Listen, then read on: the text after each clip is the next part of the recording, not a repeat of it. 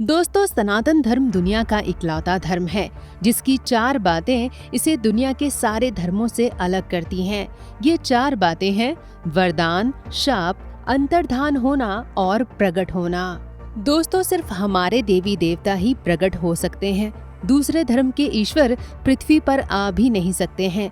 चौथी बात, सिर्फ हमारे देवी देवता ही अंतर्धान हो सकते हैं।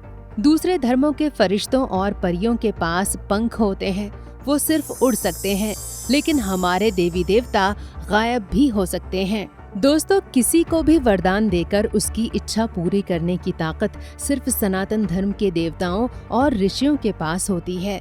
किसी दूसरे धर्म के कोई भी ईश्वर किसी को भी कोई वरदान नहीं दे सकते। आपको जैसा जीवन मिला है उसे दूसरे धर्म के कोई भी ईश्वर बदल नहीं सकते। दूसरी बात है शाप देना। शाप देने की ताकत भी सिर्फ हिंदू धर्म के देवताओं और ऋषियों को ही हासिल है। किसी की भी गलती के लिए उसी वक्त सजा देने की खासियत भी सिर्फ हिंदू धर्म में ही पाई जाती है। किसी भी दूसरे धर्म के अंदर अगर आप गलती करते हैं तो उसको कयामत तक उसके फल का इंतजार करना पड़ता है। तो आज हम आपको बताने जा रहे हैं महाभारत काल के उन 5 श्रापों के बारे में जिनका प्रभाव आज भी पूरी दुनिया को भुगतना पड़ रहा है। वेट, इस स्टोरी को आगे कंटिन्यू करने से पहले मैं आपके लिए लेकर आई हूँ एक बढ़िया सी good news. Specially Karma viewers के लिए हम लेकर आ रहे हैं दिवाली क्विज कॉन्टेस्ट, जिसमें आप जीत सकते हैं ढेर सारे इनाम और कैश प्राइजेस।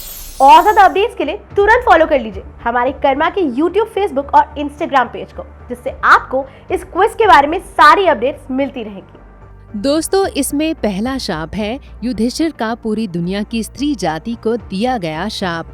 जब युधिष्ठिर को महाभारत के युद्ध के बाद कुंती ने बताया कि कर्ण उनका भाई था, लेकिन वो शर्म के मारे अपने बेटों को ये नहीं बता पाईं, तो दुखी युधिष्ठिर ने कहा कि अगर उन्हें पहले पता होता कि कर्ण उनके बड़े भाई हैं, तो वे कभी कर्ण के वध के लिए महाभारत का युद्ध नहीं करते।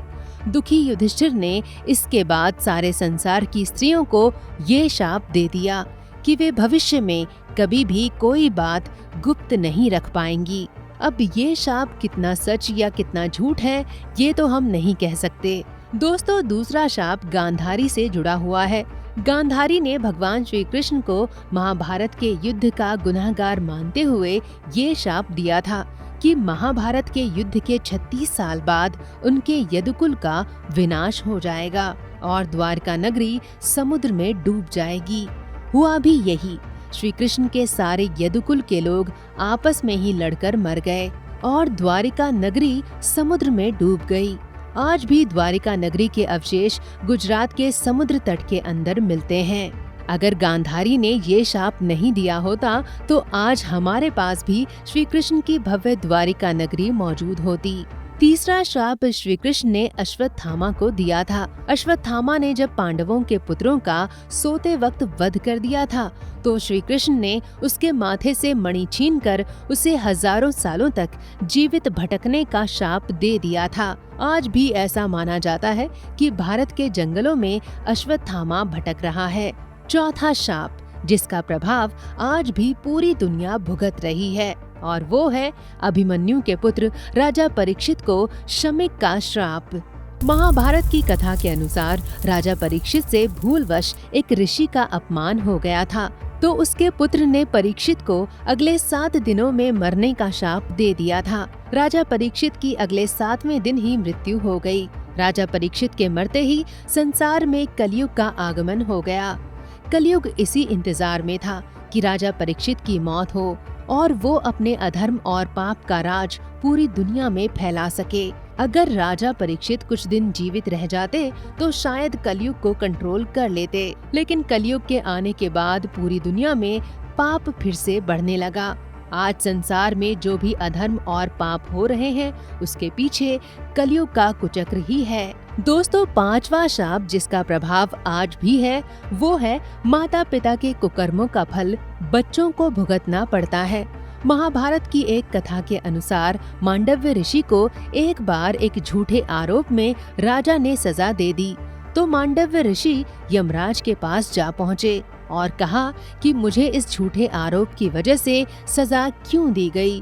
तो यमराज ने कहा कि बचपन में आपने एक कीड़े को मार डाला था, इसी का फल आपको इस सजा के रूप में मिला है। तब मांडव्य ऋषि ने यमराज से कहा कि 12 साल से कम उम्र के बच्चों को पाप और पुण्य का ज्ञान नहीं रहता, इसलिए उन्हें इसकी सजा नहीं मिलनी चाहिए। इसके बाद मांडव्य ऋषि ने यमराज को पृथ्वी पर जन्म लेने का शाप दे दिया।